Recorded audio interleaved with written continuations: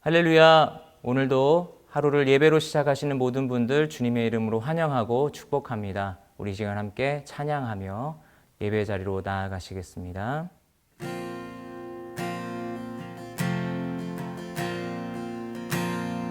내 모든 시험 무거운 짐을 주 예수 앞에 아뢰이며 근심에 쌓인 날 돌아보사 내 근심 모두 맡으시네. 내 모든 괴로 닥치는 환난 주 예수 앞에 아뢰이며 주께서 친히 날 구해 주사 넓으신 사랑 베푸시네. 무거운 짐을 나 홀로 지고 견디다 못해 쓰러질 때 불쌍히 여겨 구원해 주리. 은혜의 주님 오직 예수. 내 짐이 점점 무거워질 때 주 예수 앞에 아뢰이며 주께서 친히 날 구해 주사 내 대신 짐을 져주시네. 마음의 시험 무서운 죄를 주 예수 앞에 아뢰이며 예수는 나의 능력이 되사 세상을 이길 힘 주시네. 무거운 짐을 나 홀로 지고 견디다 못해 쓰러질 때 불쌍히 여겨 구원해 주리. 은혜의 주님 오직 예수. 불쌍히 여겨 구원해 주리. 은혜의 주님 오직 예수. 아멘. 그러고는 내 생각에 나는 내 집에서 죽을 것이요 내 날들은 모래알처럼 많구나. 내 뿌리가 물가로 뻗어나갔고 내 가지들에는 밤새 이슬이 맺혔구나. 내 영광은 날로 새로워지고 내 활은 내 손에서 계속 새 힘을 얻는구나 했다. 사람들은 내 말을 귀 기울여 듣고 내 조언을 잠잠히 기다렸다. 내가 말을 끝내면 그들은 더 말하지 않았는데 내 말이 그들 귀에 이슬같이 내려앉은 까닭이다. 그들이 나를 기다림이 마치 비를 기다리는 것 같았으며 또한 봄비를 기다리듯이 입을 벌리고 있었다. 내가 그들에게 웃어 보이면 그들은 어리둥절했고 내 낯빛을 일그러지게 하는 일은 하지 않았다. 내가 윗자리에 앉아서 그들의 길을 지시해 주었고 군대를 거느린 왕처럼 슬피 우는 사람을 위로해 주었다. 할렐루야. 11월 22일 월요일 새벽 예배에 함께 하시는 여러분을 주님의 이름으로 환영하며 축복합니다. 많은 사람들, 특히 나이가 어느 정도 들게 되면은 옛날 일을 추억하며 자신의 경험을 사람들에게 나누는 일이 잦아지게 됩니다. 어떨 때는 간증이 되기도 하고 또 어떨 때는 모험담이 되기도 합니다. 젊은이들에게 많은 도움이 되는 이야기도 있지만 때로는 자신의 고집을 경험을 통해 정당화하는 방법이 되기도 합니다. 요즘 사람들은 나 때는 하고 시작하는 이러한 말을 커피 종류인 라떼라고 해서 라떼는 하고 약간 재미있게 바꾸어 표현을 하기도 합니다. 오늘 욥은 자신이 예전에 어떤 사람이었으며 어떤 미래를 꿈꾸었는지 이야기를 하고 있습니다. 욥은 단지 자신의 과거를 회상하는 것이 아니라 현재 자신이 이해할 수 없는 상황을 비교하며 자신이 하나님께로부터 받은 영광이 왜 이 시간 더 이상 남아있지 않은지를 고민하고 있습니다. 오늘 욥의 고백 가운데 우리와 동일한 모습을 돌아보며 하나님께서 진정으로 우리에게 원하시는 동행의 모습이 무엇인지 함께 살펴보기 원합니다. 그러고는 내 생각에 나는 내 집에서 죽을 것이요 내 날들은 모래알처럼 많구나. 내 뿌리가 물가로 뻗어나갔고 내 가지들에는 밤새 이슬이 맺혔구나.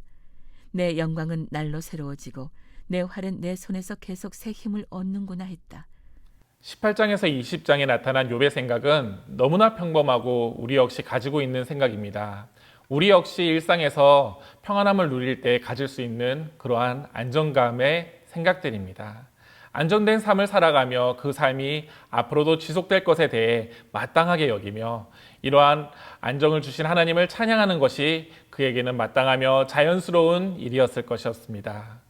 욥의 고백 한마디 한마디에 우리가 일반적으로 생각하는 복의 모습 하나하나를 담고 있는 것을 보게 됩니다. 우선 욥은 자신이 집에서 죽을 것이라 마음 편히 여겼다라고 말하고 있습니다. 잘 태어나고 잘 사는 것만큼이나 잘 죽는 것도 복이라고 하여서 중요하게 생각을 합니다. 사고가 아닌 평안함 가운데 가족들이 함께 임종을 지키는 것을 우리는 호상이라고 표현합니다. 욥은 자신의 안정된 삶 중에 마땅히 호상을 기대하였습니다. 하지만 자신이 어려움 가운데 처하게 되자 그마저도 얼마나 어려운 일인지 생각하게 됩니다. 또한 욥은 내 날들은 모래알과 같다고 생각했다라고 말하고 있습니다. 우리는 지나온 시간에 생명이 있었기 때문에 앞으로도 내게 많은 시간이 남아있을 것이라 여기게 됩니다. 어제가 평안했고 과거가 그래했으니 앞으로도 평탄할 것이고 내 날이 아직 한참 남았을 것이라고 우리는 생각하는 것입니다. 그래서 내일 죽을 수도 있다는 우리의 불안전을 우리는 스스로 무시하게 됩니다.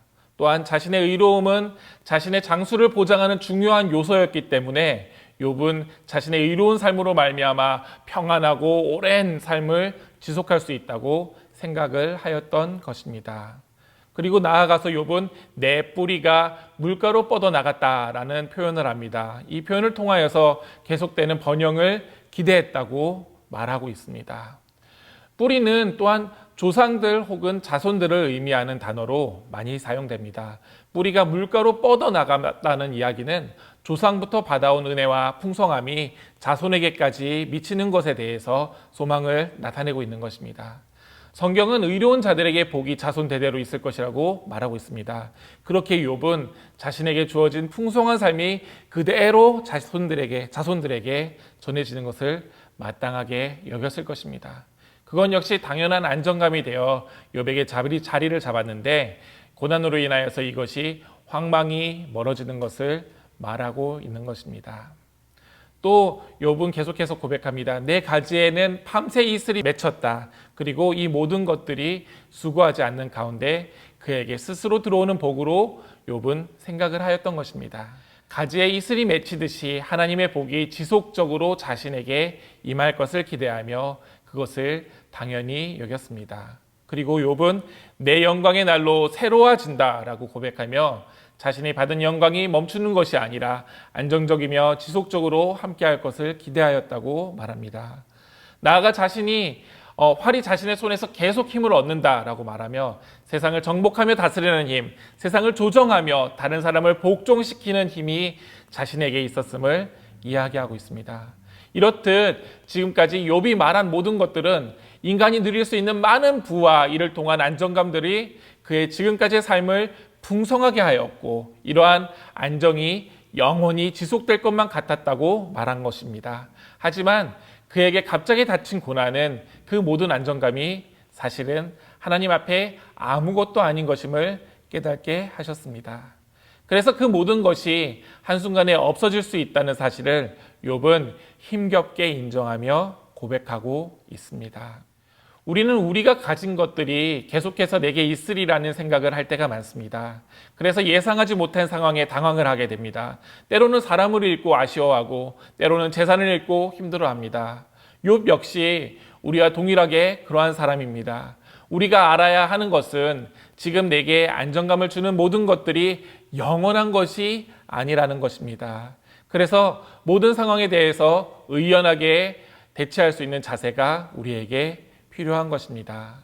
다만 명심할 것은 우리는 우리에게 주어진 모든 것들을 부여받은 청지기라는 것입니다.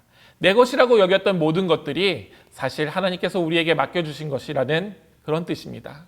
그래서 그리스도인들은 고난과 죽음 앞에서 의연할 수 있는 것입니다. 모든 것들의 주인 되신 하나님이 나의 가진 모든 것들보다 크시며 또한 그 하나님의 이끄심이 어떠한 대안과 안정감보다 크다는 것을 우리가 믿기 때문입니다.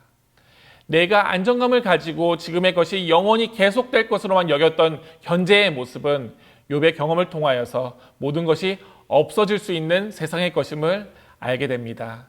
우리에게 주어진 모든 것이 하나님의 은혜이며 또한 우리에게 맡겨진 것을 기억하며 그것으로 안정감을 누리는 것이 아니라 모든 것의 주인 되신 창조주 하나님으로 안정을 누리는 저와 우리 성도님들이 되시기를 주님의 이름으로 축복합니다. 사람들은 내 말을 귀 기울여 듣고 내 조언을 잠잠히 기다렸다. 내가 말을 끝내면 그들은 더 말하지 않았는데 내 말이 그들 귀에 이슬같이 내려앉은 까닭이다. 그들이 나를 기다림이 마치 비를 기다리는 것 같았으며 또한 봄비를 기다리듯이 입을 벌리고 있었다. 내가 그들에게 웃어 보이면 그들은 어리둥절했고 내 낯빛을 일그러지게 하는 일은 하지 않았다.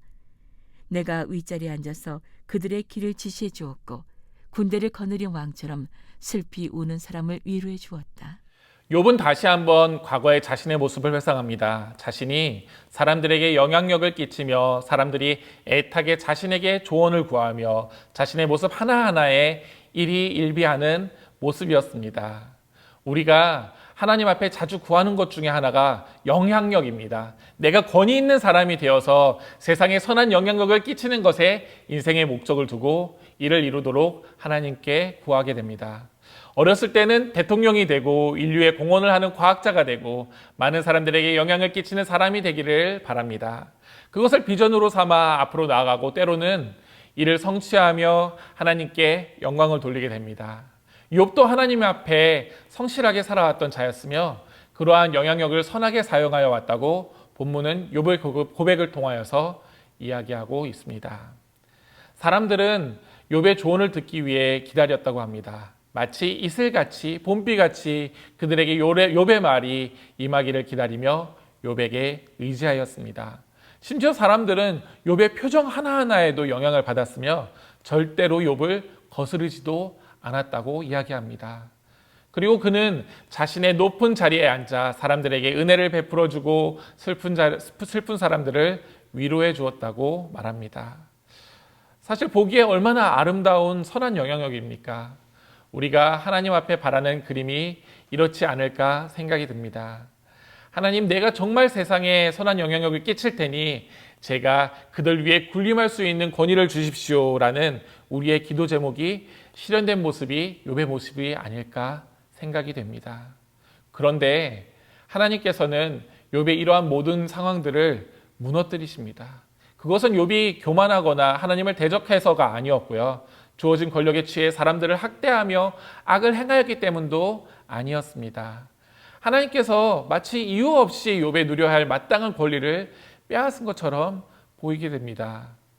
욥은 권위를 자신의 배를 채우는 데 사용하지 않았다고 강변하고 있습니다. 권력이 있을 때 그것으로 남을 위로하고 도왔기 때문에 그 권력이 합당하고 하나님께서 이 자리를 지속시킨다고 생각하였던 것입니다.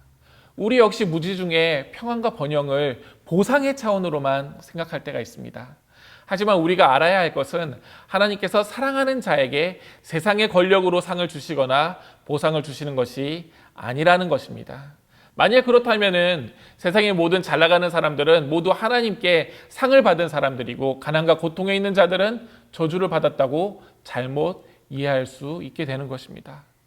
세상의 모든 것이 헛되고 헛되다는 솔로몬의 고백에도 나왔던 것과 같이 부유하고 안정감이 있는 삶이 진정한 상이 될 수 없는 것입니다. 욥은 주어진 권력과 영향력을 선하게 잘 사용하였습니다. 마땅하고 옳은 일입니다. 하나님께서는 그가 권위를 가지고서도 교만하지 않고 성실히 하나님을 예배하는 모습을 너무나 사랑하셨다고 욥 초반에 말씀하고 계십니다. 여기에 대해서 매튜 헨리는 그의 주석에서 오늘 본문을 해석하면서 영광과 긍휼의 마음을 가진 욥의 모습에서 사역 중에 예수 그리스도의 모습을 본다고 하였습니다. 그는 선하시며 인자하시며 많은 사람들의 칭송과 사랑을 받았으며 또한 권능으로 옷 입으셨지만 그의 온전함에도 불구하고 십자가에 달려 형벌을 받으며 죽음에 이르게 된 것을 욥과 비교한 것입니다. 하나님의 사랑하시는 자들에게 주시는 것은 단지 세상의 좋은 것으로 배불리는 것이 아니라는 것입니다. 우리를 사랑하실 때 하나님께서 귀히 여기시는 가치를 공유하시기 때문입니다. 우리는 세상의 것으로 그 만족의 기준을 삼으려고 합니다. 측량할 수 있는 기준으로 다시 말해 결국 돈과 명예, 타인을 움직일 수 있는 권위가 우리 눈에 상이 되고 가치가 되어 보입니다. 하지만 하나님은 솔로몬의 고백을 통해 이 모든 것이 사라지는 헛된 것임을 말씀하고 계십니다. 돈과 명예의 유무로 하나님의 사랑 정도를 확인할 수 있습니까? 결단코 그렇지 않습니다. 그래서 우리는 평안한 가운데 있음을 무조건 하나님의 복으로 이해할 수도 없고 고난 가운데 있다고 해서 모든 것을 하나님의 징계라고 함부로 말할 수 없는 것입니다. 자, 그렇다면은 하나님께서는 자신의 사랑하는 욥에게 왜 시련을 허락하였을까요? 하나님은 사랑하는 자에게 하나님과 동행하시기를 원하십니다. 세상의 창조자이시며 모든 것을 아시는 하나님과 동행하는 것이 우리가 세상에서 누릴 수 있는 가장 큰 가치이기 때문입니다. 마찬가지의 이유로 천국은 다이아몬드와 금이 많고 먹을 것이 많아서 천국이 아니라 하나님과 영원한 동행을 하기 때문에 천국인 것입니다. 하나님께서는 세상의 안정감을 천국으로 삼는 것이 아니라 진정한 하나님과의 동행을 사랑하는 자와 함께 하시기를 원하십니다. 안정감 안에 숨는 것이 아니라 있는 그대로의 세상을 함께 걸어가며 기쁨뿐만이 아니라 아픔도 이해하고 어떤 상황 가운데서도 동행함을 잃지 않는 것을 말하고 있는 것입니다. 그래서 우리에게 주어지는 기쁨뿐 아니라 고난과 아픔도 모든 것을 만드신 하나님께서 우리와 동행하시는 과정이라는 것입니다. 자신의 아들이신 독생자 예수 그리스도에게 하나님은 고난을 허락하십니다. 그 고난은 하나님과의 분리가 아니라 하나님께서 사랑하시는 세상의 일부이고 하나님과 동행의 여정이 되는 것입니다. 그렇기 때문에 고난을 무조건 형벌과 징계라고 말할 수 없습니다. 욥은 자신이 가진 많은 것을 상실하였습니다. 상실은 친구들이 하나님의 징계라고 말하면서 비난했는데 하지만 욥은 자신의 고통으로 부당함을 호소하며 그 순간 하나님께서 동행의 새로운 장으로 욥을 초대하고 있으신 것을 보게 되는 것입니다. 이제 말씀을 맺습니다. 우리에게 고난이 있습니까? 때로는 그 이유가 이해되지 않는데 하나님께서 침묵하십니까? 잊지 말아야 할 것은 어떤 상황에도 우리를 사랑하시는 하나님께서는 우리를 떠나지 않으시며 이 모든 순간을 통하여 더욱 자신을 우리에게 보이신다는 것입니다. 세상이 주는 안정감으로 우리가 하나님과 동행을 대신할 것이 아니라 바울의 고백과 같이 부요함 중에도 가난 가운데에도 하나님과 동일하게 동행하는 저와 여러분이 되시기를 주님의 이름으로 축복합니다. 함께 기도하겠습니다. 사랑의 하나님, 우리에게 주신 모든 은혜에 감사드립니다. 또한 우리가 이해하지 못할지라도 어떤 상황에서도 하나님께서 우리의 보호자이시며 아버지 되심을 인하여 감사를 드립니다. 고난 가운데 있을 때 성령님의 인도하심에 의지하여 우리가 항상 하나님과 동행하며 하나님의 사랑 안에 거하게 하여 주시옵소서. 날마다 주님 주시는 힘으로 승리하게 하여 주시옵소서. 감사를 드리며 예수님의 이름으로 기도하였습니다. 아멘.